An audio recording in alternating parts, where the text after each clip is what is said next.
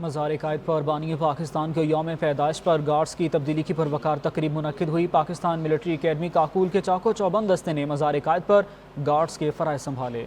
Governor اور وزیر اعلیٰ سندھ نے مزار قائد پر حاضری دی۔ تفصیلات محمد محسن کی رپورٹ میں۔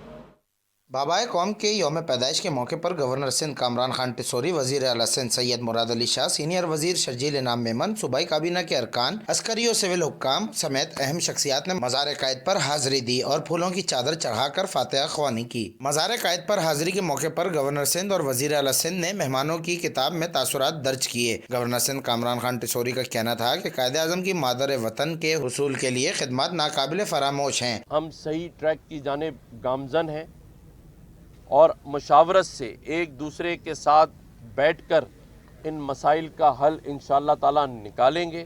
پاکستان اسی طرف چلے گا جو قائد اعظم محمد علی جناح کا فرمان تھا۔